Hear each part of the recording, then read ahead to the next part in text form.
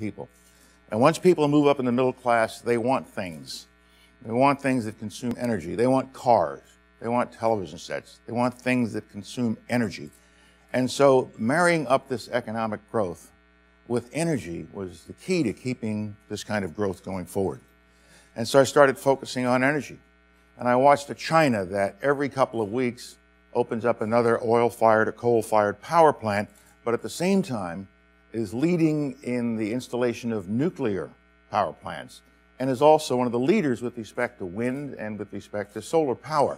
They're going after it in every dimension you can because they need so much power for the growth that they have planned. You go to Eastern Europe, and the countries that Secretary Schultz and I used to visit, which were nice little quiet 16th century sorts of cities, are now jammed with cars as people move up into the middle class. And this is good. We want people to move up, and especially in the more undeveloped parts of the world, in Africa and Latin America. They want the same kind of life they see the rest of us living, and they want their children to do better. And so you take economic growth, wealth creation, exploding throughout the world.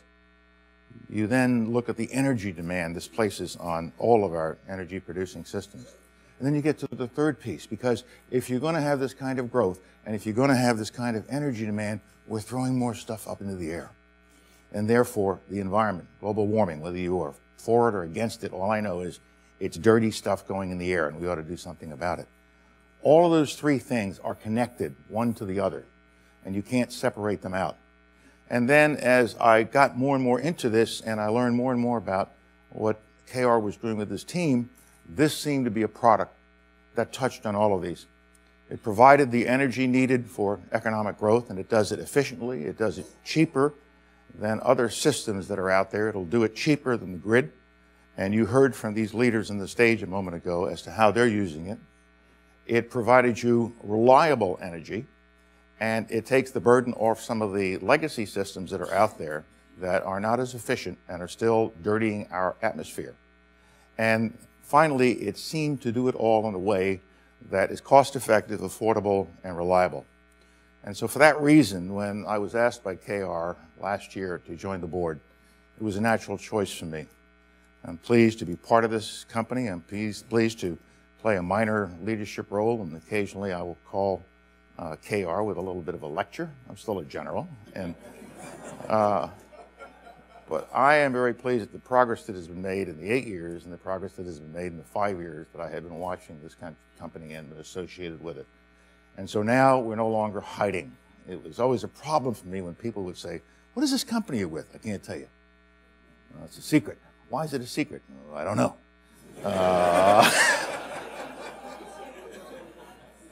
But it is no longer a secret.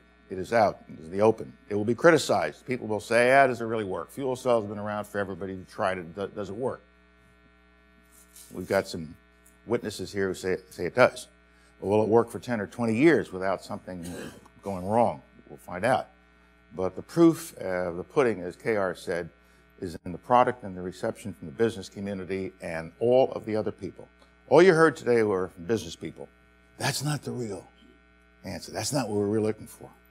We want to keep this product moving forward and new models of the product eventually that can go into an African village and just sit there and provide electricity to people who've never had it before. And now they have lights, and now they have access to computers, and now they can do all the things for their children through the power of electricity that we have done for our children for all these years. We want to see if we don't get to the point. And my wife is mad at me because we've had all this snow and I refuse to put a generator in the backyard, a backup generator. It's okay, honey, I'm going to get you a Bloom box. It's there. And she's waiting. And so sooner or later, it's going to be in homes all across America.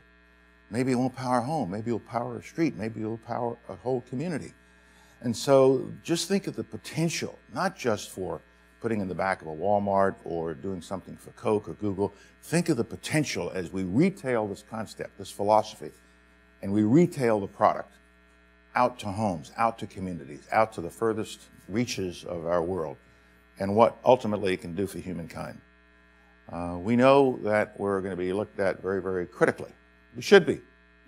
We shouldn't sell a story. We're going to sell a product, and the product will sell itself.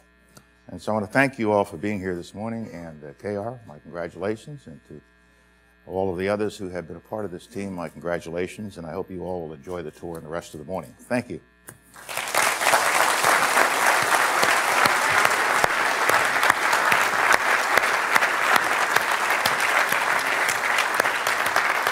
Thank you. Thank you, General. Couple quick announcements.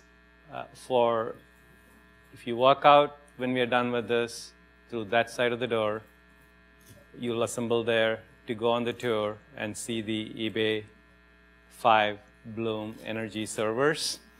And the press, go across the hallway to the other side, and we will be able to take some questions from you for those of you that need questions.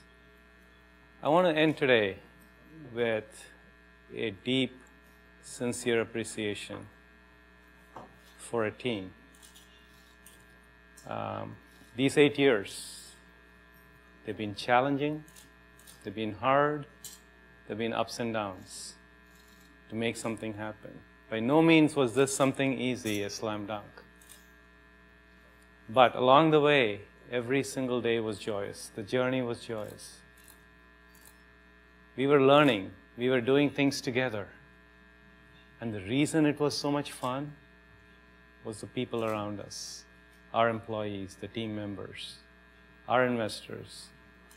I think it started off with Klein & Perkins first saying, I said, okay, we've been doing diligence for a long time. Can you tell me what else you need to find out before you write the check?